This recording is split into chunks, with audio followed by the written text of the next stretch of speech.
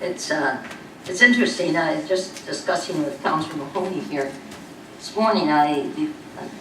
Early in the morning, as you know, I get up early. I'm getting a lot of calls from people looking for social housing. It's coming loud and clear, and we're just not dealing with it.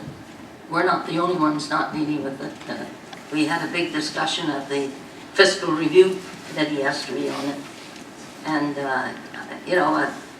it's causing a number of problems. It's not dealing with the children. I mean, if the children don't have a decent place to live, living in basement apartments, as Premier Davis said, etc.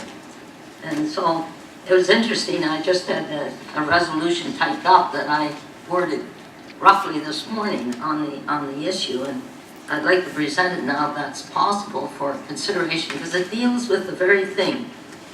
Whereas one of the basic requirements to deal with poverty is to have a roof over your head.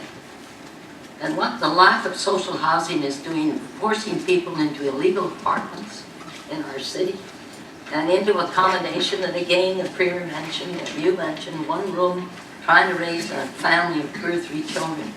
I mean, when it compares to what each one of us around this table has experienced, it's hard to accept or believe that that's happening.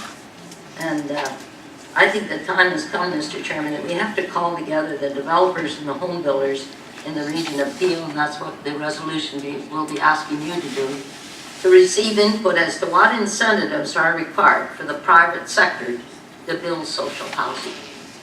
I think we've got to find out how it can be done. I think Peel has done a fantastic job, that is, in trying to solve the problems. They're stuck now with all kinds of maintenance costs that I don't know where the money's going to come to keep the present social housing stock in good shape. That's the challenge. So I think the time has come, and I really believe that we're going to have to find out what incentives are necessary. What will they do to build rental accommodation? There's a lot of property around churches in my city, extra property that maybe we could convince the churches to allocate the land to social housing. I don't know what the incentives are. Then we'll have to look at development levies, which, you know, just tripled in Peel, and see what can be done. I think, and the resolution asking you, Mr. Chairman, to get the developers and home builders together and say, look, what incentives is needed? It would also help to create jobs with the fact that we're losing a lot of jobs to layoffs because of manufacturing. I think if we can get the construction industry going in a major way, there's so many benefits to it. But I'll tell you, if you don't have a decent place to live, it's pretty hard to go to school and to learn, etc. Yes, hunger is another one. There's no question about it. But boy, think of it, coming home at night and not having to go to a shelter, as Councillor Mahoney says.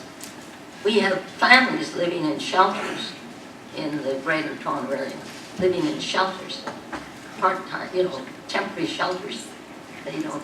So, quite honestly, we have to do something. I don't know what can be done, but I think we must make an effort to do it. And so our resolution is going to ask you to do that. Okay. I'd be glad to assist you in that regard, but I think we've got to find out if there's any answers. Mayor McCallion, David and I have spent some time with Keith and our commissioners, and we've asked